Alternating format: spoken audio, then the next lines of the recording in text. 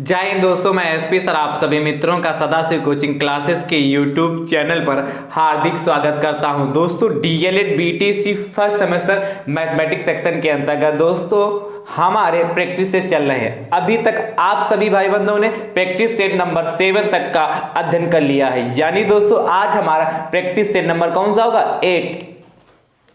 Practice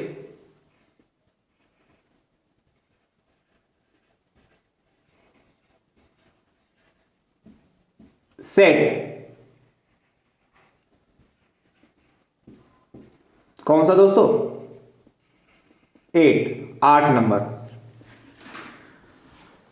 दोस्तों मैंने पहले भी बताया और ज्यादातर हर प्रैक्टिस सेट में बताता भी हूं क्या कि डीएलएड फर्स्ट सेमेस्टर मैथमेटिक्स का जितना भी सिलेबस है सदाशिव कोचिंग क्लासेस की ओर से आप सभी मित्रों को प्रोवाइड किया जा चुका है। दोस्तों डीएलएड फर्स्ट सेमेस्टर मैथ्स का जो सिलेबस है उसको 76 लेक्चर में पूरा मैंने कंप्लीट किया है। तो अभी भी वक्त आपके पास है, अभी भी आप सिलेबस पूरा देख सकते हैं, अच्छे से प्रैक्टिस कर सकते हैं। और यदि आप सिलेबस नहीं देखना चाहते, आपको लगता हो कि 76 लेक्चर हाय कितने ज्यादा हैं, कैसे करेंगे, तो कम से कम कुछ नहीं तो प्रैक्टिस सेट को ही अच्छे से लगा लीजिए, तभी आपका कल्याण हो जाएगा और आपको क्या मैथ अच्छी लगने लगी, समझ में आने लगेगी, आपका पेपर बहुत अच्छा होगा। जैसा आपको उचित लगे। मेरे हिसाब से आपके पास इतना वक्त है कि अभी आप अच्छे से क्या सिलेबस को कंप्लीट कर सकते हैं और प्रैक्टिस सेट कर सकते हैं। प्रैक्टिस सेट भी क्या सारे देख सकते हैं, सिलेबस भी देख सकते हैं। इसलिए आप यदि सिलेबस अभी तक नहीं देखे हैं तो सिलेबस अच्छे से आप देखिए।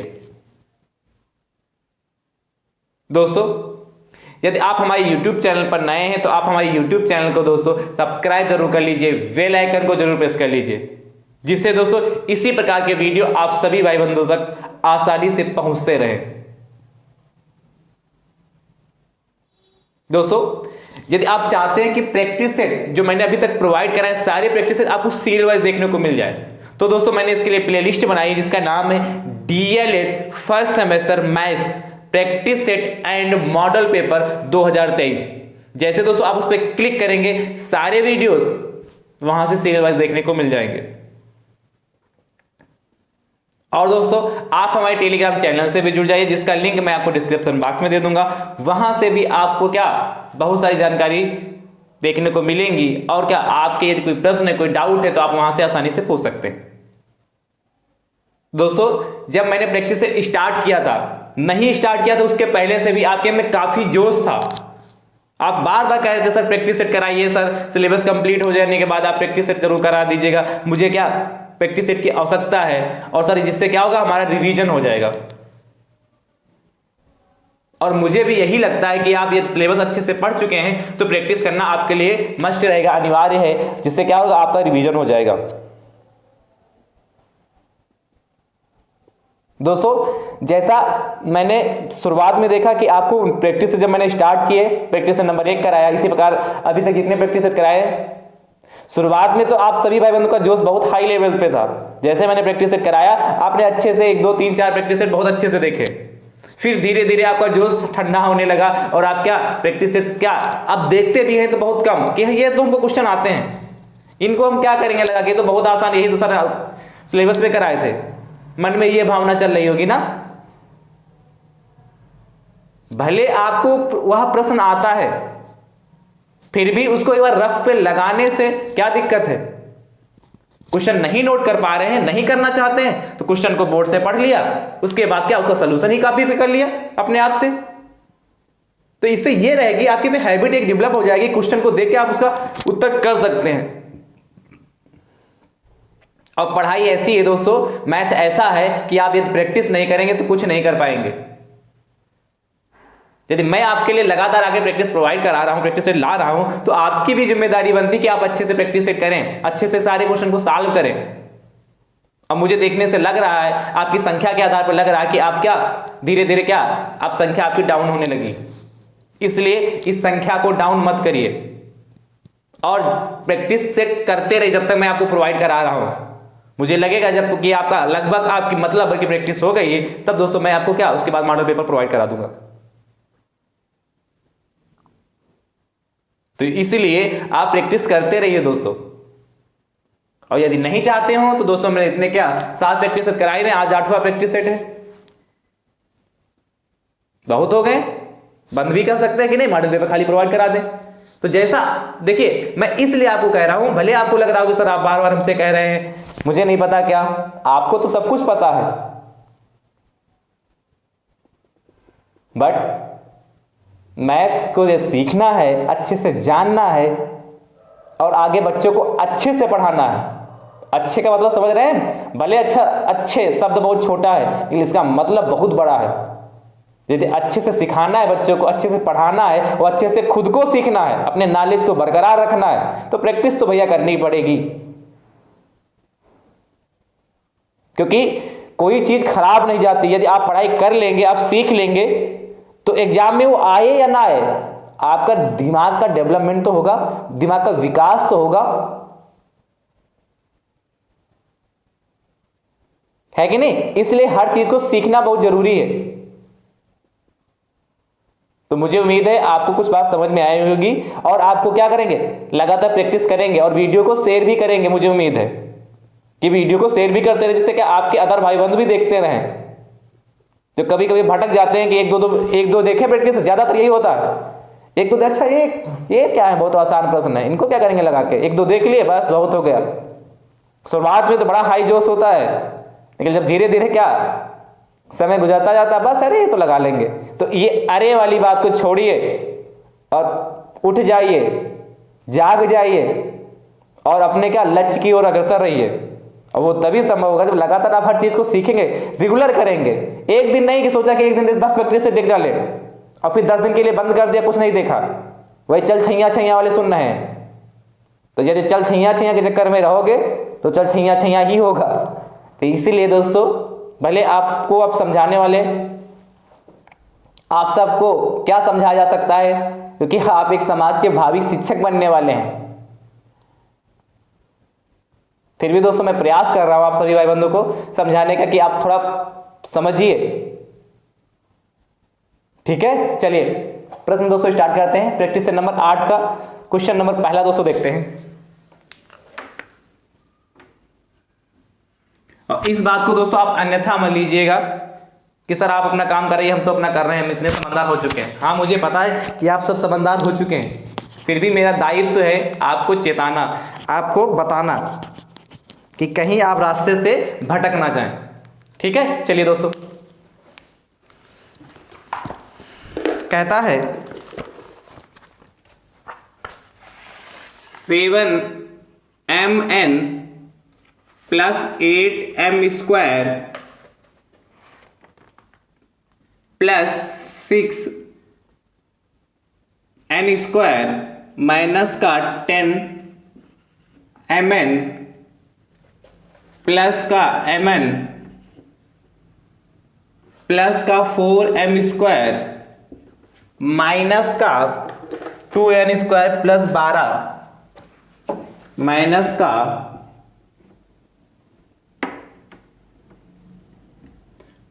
2n स्क्वायर प्लस का 12 को सरल कीजिए। सरल कीजिए। दोस्तों देखिए बहुत अच्छा प्रश्न है, बहुत आसान प्रश्न है, इसमें सिर्फ सिंप्लीफिकेशन करना है। दोस्तों कैसे करेंगे ध्यान से देखिए, और ये आप अच्छे से सीख चुके हैं कि नहीं दोस्तों। चलिए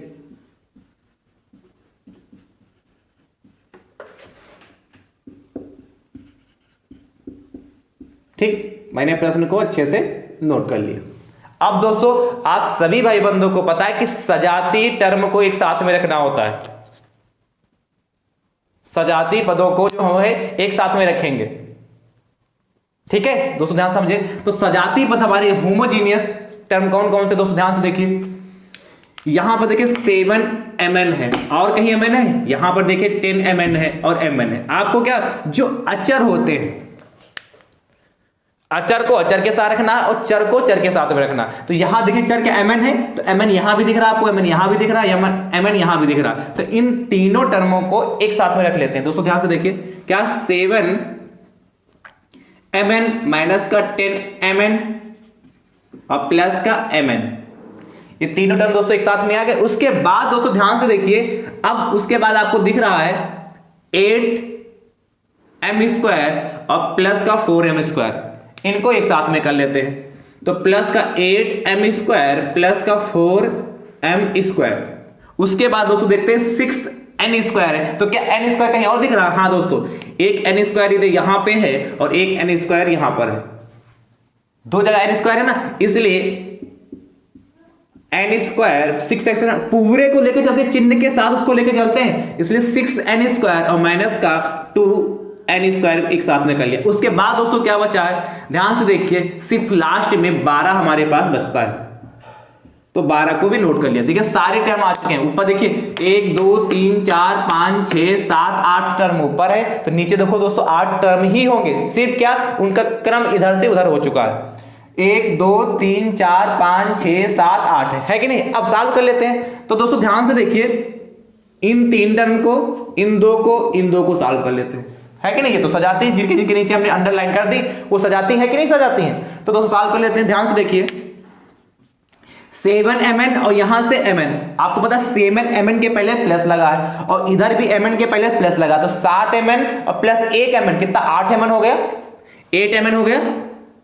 और इसी में से वैसे दोस्तों माइनस का 10mn घटाना है, तो 8mn में से माइनस का 10mn दोस्तों जाएगा। तो आपको पता है एक ये प्लस का है, ये माइनस का है, तो प्लस माइनस क्या होता है, माइनस होता है, इसलिए 8 और 10 घटेंगे, तो 8 10 घटने पर कितना आएगा, 2 आएगा। 10 में से 8 जाएगा, 2 आएगा, आएगा कि नहीं आएगा दोस्तों। और जो अंक बड़ा होगा उसके पहले जो चिन्ह लगा होगा वो लगेगा। यहां 8 का चिन्ह 8 है, उसके पहले प्लस है, और 10 है उसके पहले क्या है, माइनस, इसलिए दोस्तों यहां पे क्या माइनस है, कितना आएगा दोस्तों, 2mn, राइट। उसके बाद देखिए 8m² प्लस का 4m², 8 4 12m² आ गया, और यहां प्लस 6n² में से माइनस का 2n² जाएगा, तो दोस्तों प्लस का 4n² बचा, तो प्लस का 12।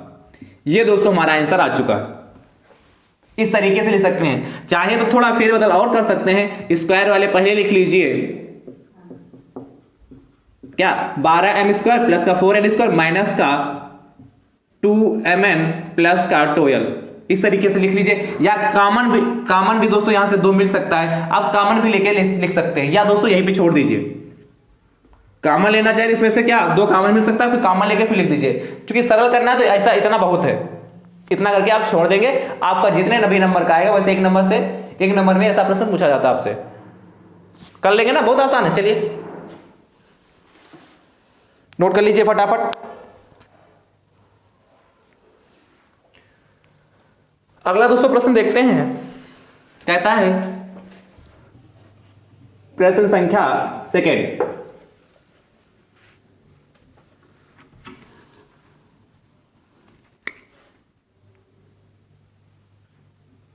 क्वेश्चन नंबर सेकेंड दोस्तों कहता है आपसे,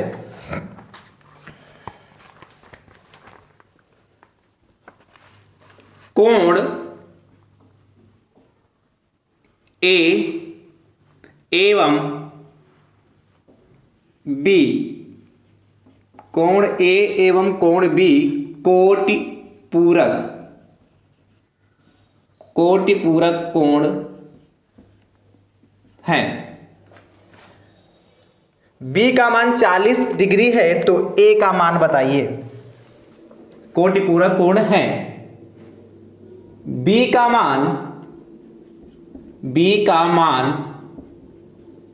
40 डिग्री है, तो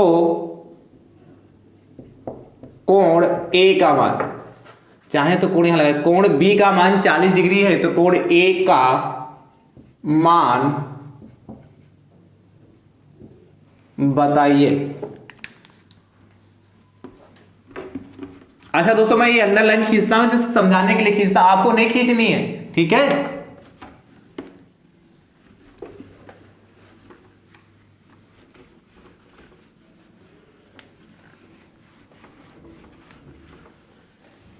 तो ध्यान से देखो भैया, तो ए का मान बताइए या ज्ञात कीजिए। दोस्तों एक शब्द यूज हुआ कोटि पूरक, तो दोस्तों कोटि पूरक कोण किन्हें कहते हैं? ऐसे दो कोण जिनका योगफल हमारा 90 डिग्री होता है, कोटि पूरक कोण कहलाते हैं। क्या? ऐसे दो कोण हो जिनका हम सम करें, ऐड यदि उन्हें करते हैं तो उनका योगफल जो है यानी कि उनका सम जो है 90 डिग्री आना चाहिए। तो ये बात आप पहले से जानते हो, जान भी लीजिए यदि नहीं पता है तो। दोस्तों आपको पता है क्या लिखोगे? दिया है मैं फटाफट, दिया है क्या?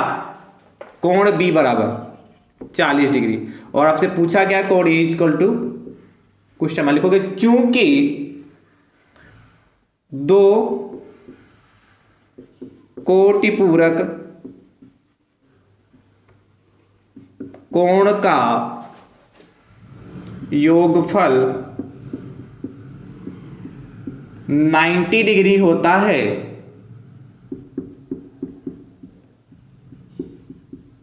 क्या लिखा? दो कोटि पूरक कोण का योगफल कितना होता है? 90 डिग्री। दो कोटि पूरक कोण है तो उनका योगफल दोस्तों कितना होगा हमारा? 90 डिग्री होता है। तो दोस्तों ध्यान से देखिए, इसीलिए दोस्तों क्या हो जाएगा? इसीलिए कोण ए प्लस कोण बी बराबर कितना दोस्तों हमारा? 90 डिग्री हो जाएगा। और दोस्तों आपको पता है कोण ए हमें ज्ञात करना है एंड कोण बी हमें गिवन कितना? 40 डिग्री बराबर 90 डिग्री। तो एंगल ए बराबर आपको पता जो चीज इधर प्लस में है या दूसरे साइड में जाएगी वो चीज माइनस में हो जाएगी, इसलिए क्या 90 डिग्री में से माइनस का 40 डिग्री लेस हो जाएगा। यानी कि दोस्तों कोण ए बराबर हमारा कितना? 50 डिग्री। 90 में से चले जाएगा 50 बचेगा। यानी कि अतः क्या पूछा था? तो कोण ए का मान बताइए, तो क्या हो जाएगा? अतः कोण ए का मान बराबर 50 डिग्री। कर लेंगे ना दोस्तों इस तरीके से।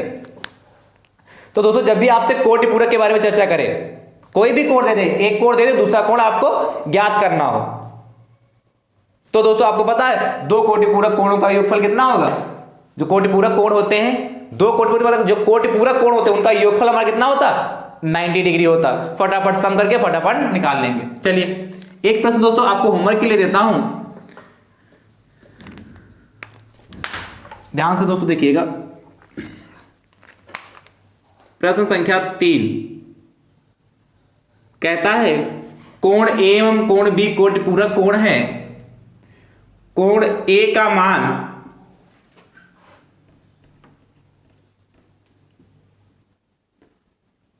60 डिग्री है तो कोण बी का मान बताइए। तो कोण बी का मान बताइए। ठीक है, चलिए अगला दोस्तों प्रश्न देखते हैं। प्रश्न संख्या 4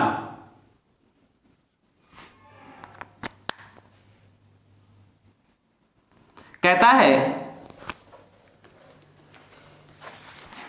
कोण ए एवं कोण बी समपूरक कोण है। जहां कोटि पूरक है वहां इस बार दोस्तों लिखा समपूरक। समपूरक, एक मिनट, समपूरक कोण है।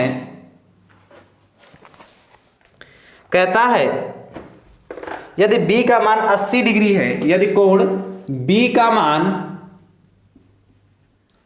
80 डिग्री है तो कोण a का मान बताइए। तो कोण a का मान बताइए। जैसे दोस्तों मैंने बताया कि कोटि पूरक कोण है तो उनका सम कितना होगा?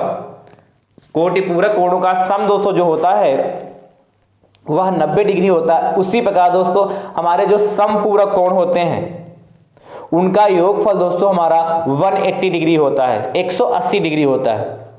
कोटि पूरक लिखा होगा तो दो कोणों का योगफल कितना होगा? कितना होगा? 90 डिग्री होगा। और दोस्तों यदि संपूरक कोण लिखा है तो दो कोणों का योगफल हमारा 180 डिग्री, 180 डिग्री होगा। राइट, तो दोस्तों बस लगा लीजिए। तो दिया है मैं क्या लिखोगे? दिया है कोण बी बराबर कितना है? 80 डिग्री। आपसे पूछा कोण ए इक्वल टू क्वेश्चन मार्क लिखोगे संपूरक कोण का योगफल दो संपूरक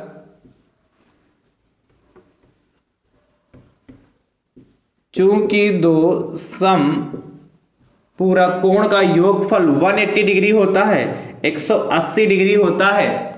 इसीलिए दोस्तों क्या लिखोगे,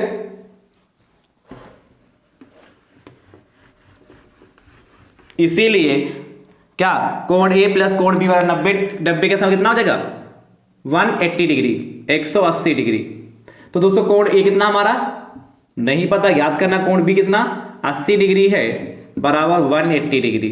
और दोस्तों कोण ए बराबर कितना हो जाएगा 180 डिग्री में से 80 डिग्री घट जाएगा, जो प्लस का बराबर तो हो जाएगा माइनस का। तो यानी कि कोण ए बराबर कितना हो गया हमारा 100 डिग्री। 180 में से 80 जाएगा 100 ही तो बचेगा। तो क्या लिखोगे, अतः कोण ए का मान बराबर 100 डिग्री। ये हमारा आंसर आ चुका है। तो दोस्तों जो हमारे कोण होते हैं, कौन से संपूरक कोण होते हैं, तो उनका योगफल कितना दोस्तों होता है हमारा 180 डिग्री होता है। चलिए अगला दोस्तों देखते हैं प्रश्न। प्रश्न संख्या 5 कहता है कोण ए एवं कोण बी संपूरक कोण है। यदि कोण ए का मान 110 डिग्री है तो कोण बी का मान बताइए। यह प्रश्न दोस्तों होमवर्क का है, आप इसको लगाकर इसका उत्तर कमेंट बॉक्स में जरूर दीजिएगा, ठीक है। चलिए अगला दोस्तों प्रश्न देखते हैं, प्रश्न संख्या 6। देखिए क्वेश्चन नंबर 6 क्या कहता है,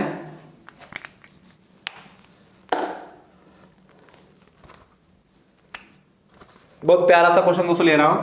कह रहा है एक आयत का परिमाप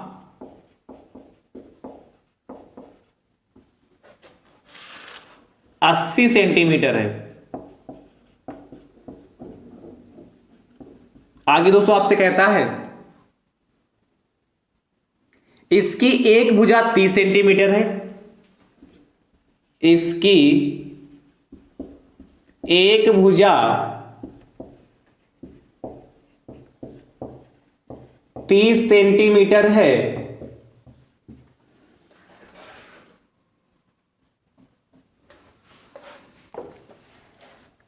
तो दूसरी भुजा ज्ञात कीजिए। तो दूसरी भुजा ज्ञात कीजिए। दोस्तों देखिए ये भी बहुत अच्छा प्रश्न है और आप लगा लेंगे फटाफट। मुझे पता है कि बहुत आसान प्रश्न, इसमें कुछ है ही नहीं, है कि नहीं। चलिए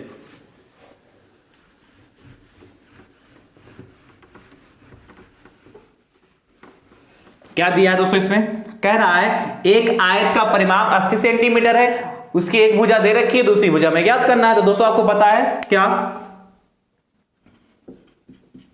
दिया, हम लिखते हैं फिर बताते हैं। आयत का परिमाप बराबर पेरीमीटर या परिमित 80 सेंटीमीटर और उसकी एक भुजा दे रखी है, तो एक भुजा मान लेते, भुजा जो एल मान लेते हैं, इसकी लंबाई है 30 सेंटीमीटर। तो दूसरी भुजा पूछा है, दूसरी भुजा मान लेते हैं कि बी भुजा, चूंकि आयत है तो लंबाई और चौड़ाई ही तो होता है उसमें, इक्वल टू क्वेश्चन मार्क। और आपको पता है किसी भी आकृति का जब परिमाप निकालते हैं तो उनकी सभी भुजाओं को ऐड कर देते हैं। तो आयत में 4 भुजाएं होंगी, चारों भुजाओं को ऐड कर देंगे, आमने सामने की भुजाएं बराबर होती हैं। या आयत के परिमाप का फार्मूला आप सभी भाई बंधु पता क्या होता है, 2 ब्रैकेट में l प्लस बी होता है कि नहीं होता, तो आप पहले से जानते हैं, इसलिए ज्यादा मैं डीप पे नहीं जा रहा हूं। आयत का परिमाप बराबर, अब पहले से आप सभी को गिवन है क्या, 2 ब्रैकेट में l प्लस बी होता है, जानते कि नहीं जानते हैं। और दोस्तों आपको आयत का परिमाप गिवन है कितना 80 है, तो जहां आयत का परिमाप वहां पे 80 लिख सकते हैं। और 2l दोस्तों मैंने अभी बताया आपको कहां 30 हो गया, और प्लस बी हमें ज्ञात करना, हो जाएगा कि नहीं होगा, फटाफट 20 का मान यहां से निकाल सकते हैं ना दोस्तों। चलिए तो यानी कि 80, अच्छा आपको पता जो चीज गोड़े में होती है कहां जाती है, बटे में, इसलिए 80 और ये 2 इस पूरे ब्रैकेट के गुणे में है कि नहीं है, इसलिए इसके बट्टे में जाएगा। 80/2 बराबर 30 + 20। कट कर लीजिए, 2 एकम 2 और 2 चक्कू 8 और 40। तो दोस्तों कितना होगा, 40 बराबर 30 + b।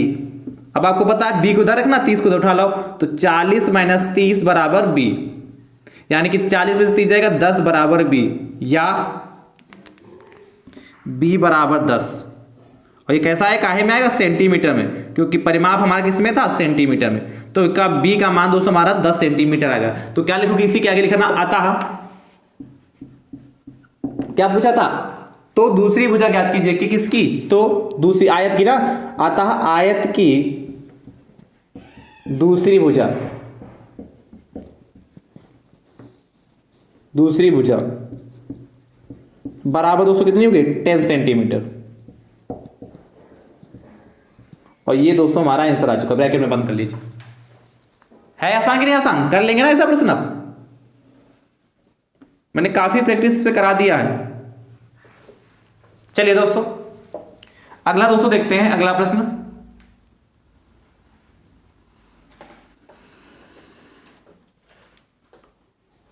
प्रश्न संख्या दोस्तों 7।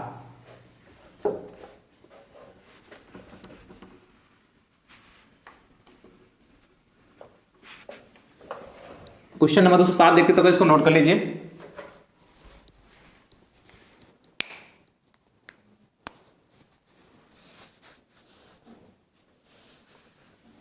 चलिए 7 नंबर दोस्तों प्रश्न देखते हैं, बहुत अच्छा प्रश्न है। ऐसा प्रश्न दोस्तों इंपॉर्टेंट प्रश्नों की श्रेणी में आता है। एक गाय 21 मीटर, ध्यान समझिए, 21 मीटर रस्सी से बंधी है। 21 मीटर रस्सी से बंधी है। आगे दोस्तों आपसे कहता है वह कितने हिस्से की घास खा सकती है, वह कितने हिस्से की घास खा सकती है। तो वह कितने हिस्से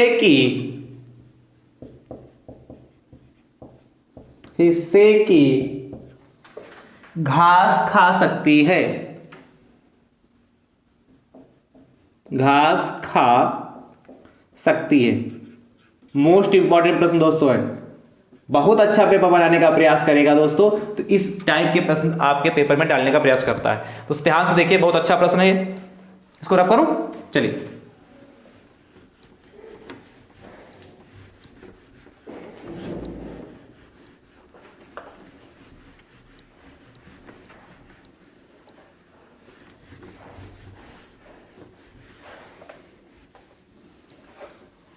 कह रहा है एक गाय 21 मीटर रस्सी से बंधी है, तो वह कितने हिस्से की घास खा सकती।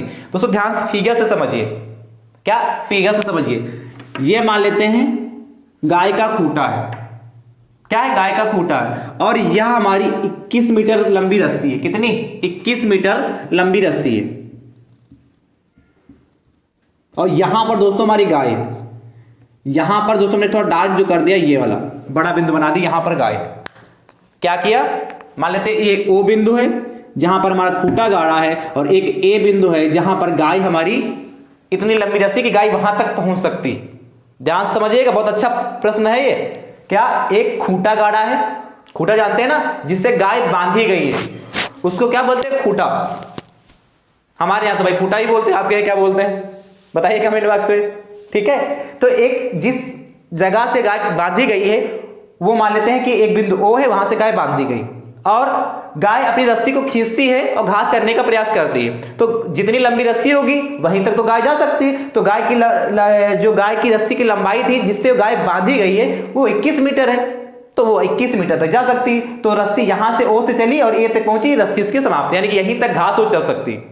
अब दोस्तों घास चल सकता था, एक गाय 21 मीटर रस्सी से बंधी है तो वह कितने हिस्से की घास चढ़ सकती है। तो दोस्तों घास क्या, आप ध्यान समझिए, जहां जहां 21 मीटर जाएगी, जहां जहां तक, यानी कि ये दोस्तों ये क्या कुछ ऐसा चलेगा, ध्यान से देखें समझिए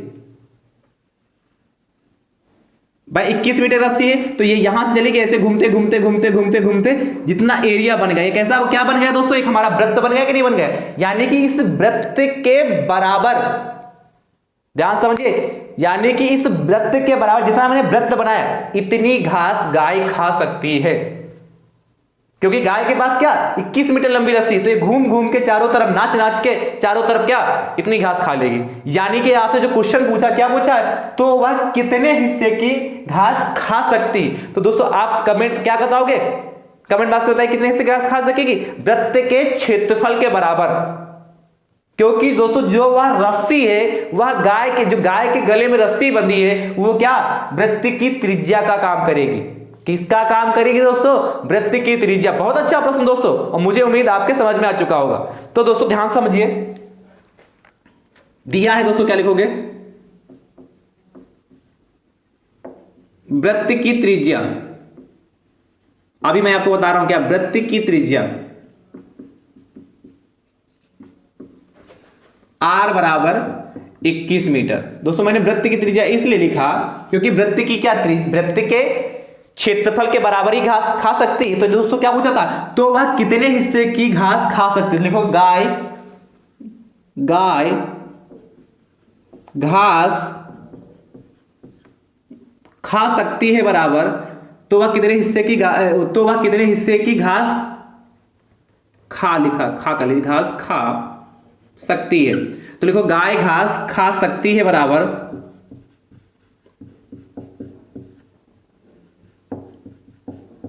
वृत्त के क्षेत्रफल, क्या गाय जो घास हमारी खा सकेगी वो क्या वृत्त के क्षेत्रफल के बराबर होगा। तो दोस्तों आपको पता है वृत्त का क्षेत्रफल क्या होता, पाई आर स्क्वायर, यही तो होता। और दोस्तों आपको पता पाई की वैल्यू कितनी 22/7 और आर की दोस्तों वैल्यू कितनी 21, तो 21 का स्क्वायर हो जाएगा, होगा कि नहीं, यानी कि दोस्तों 22/7 गुणे क्या 21 × 21, ये लिख सकते हैं, स्क्वायर का मतलब तो ये होता, दो बार लिखेंगे, तो 7 × 7 और 7 × 21 मल्टीप्लाई दोस्तों कर लीजिए फटाफट। तो दोस्तों ध्यान से देखिए 22 की मल्टीप्लाई 21 से करेंगे तो 21 दूना 42 के 2 हासिलाएं 4 और 21 दूना 42 और 4 46, ठीक है, और इंटू 3 था। ये बात समझ में आया कि नहीं। अब इस 3 की मल्टीप्लाई से करेंगे 3 दूनी 6, 3 18 के 8 और 3 चक्कू 12 के 13, 1386 क्या मीटर था, वर्ग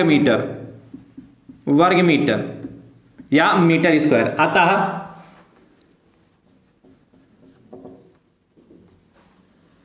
गाय घास खा सकती है बराबर कितने एरिया की गाय घास खा सकती है, 1386 वर्ग मीटर के एरिया की घास गाय खा सकती है। चलिए दोस्तों लगा लीजिए,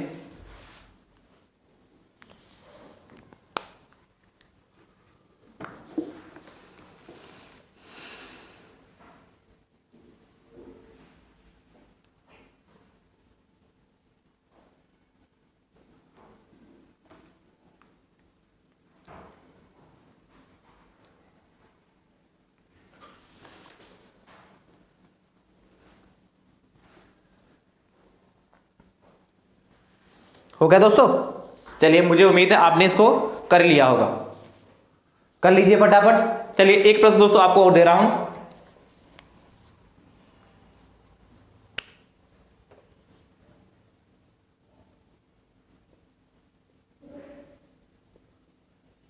चलिए प्रश्न संख्या 8, सेम यही प्रश्न दोस्तों दे रहा हूं और बहुत अच्छा प्रश्न दोस्तों है यार। एक गाय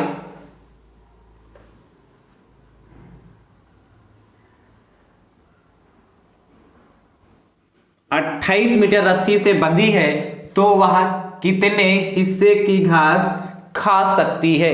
तो वह कितने हिस्से की घास खा सकती है? इस प्रश्न का उत्तर दोस्तों आप कमेंट बॉक्स में जरूर दीजिएगा। चलिए दोस्तों,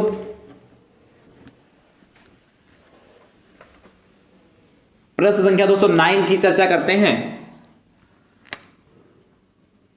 क्वेश्चन नंबर दोस्तों 9 आपसे कह रहा है,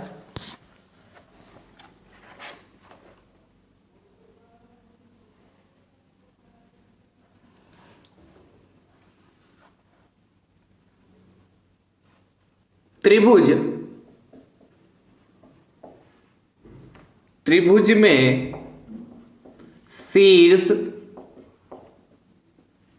कोण एवं भुजाओं की संख्या क्रमशः होती है, एवं भुजाओं की संख्या क्रमशः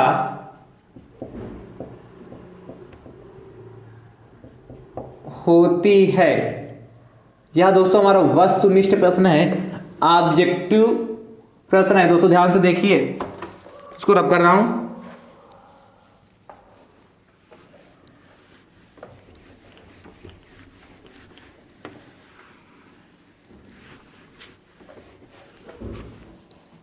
पहला दोस्तों ऑप्शन आपके पास है, देखिए 4 ऑप्शन आपको दे रखे हैं। पहला ऑप्शन दोस्तों आपके पास है 1, 3 एवं 3। दूसरा ऑप्शन है 2, 3 एवं 3। तीसरा ऑप्शन है 3, 1 एवं 3। एंड चौथा ऑप्शन है 3, 3 एवं 3। बहुत अच्छा प्रश्न, बहुत ही आसान है। कहा त्रिभुज में शीर्ष कोण एवं भुजाओं की संख्या बताइए। तो आपको पता है ये दोस्तों हमारे क्या है, त्रिभुज है। चलिए प्यारा सा नाम भी देते हैं, क्या, ABC। तो आपको पता है त्रिभुज में क्या पूछा, शीर्ष कितने होते हैं, 1, 2, 3, यानी कि शीर्ष की संख्या दोस्तों हमारी 3 हो गई। उसके बाद दोस्तों क्या पूछा, कोण। तो दोस्तों कोण हमारे कितने होंगे, 1, 2 और 3। 3 ही तो कोण बनेगा त्रिभुज में, इसलिए कोण भी 3 हो गए। और क्या पूछा, भुजाओं की संख्या। तो एक भुजा दोस्तों हमारी ये हो गई AB, दूसरी कौन सी, BC, और तीसरी कौन सी, AC। यानी कि दोस्तों एवं क्या, भुजाओं की संख्या कितनी, 3 हो गई। यानी कि जिसमें 3, 3 एवं 3 ऑप्शन होगा वह सही होगा। 3, 3 एवं 3, ऑप्शन नंबर दोस्तों 4 सही है आसान कि नहीं आसान? तो इसमें कुछ करना ही नहीं था बस। चलिए एक छोटा सा प्रश्न और देख लेते हैं, ध्यान से देखिएगा दोस्तों, इसको रब करें।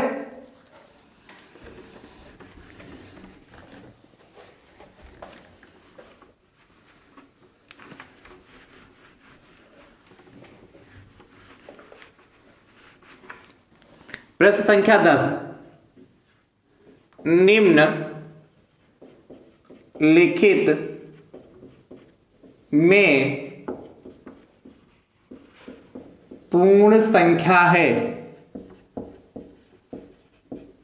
पूर्ण संख्या है। पहला ऑप्शन दोस्तों देख ध्यान से देखिए, ये भी ऑब्जेक्टिव है। पहला ऑप्शन दोस्तों देखिए, -1, -2,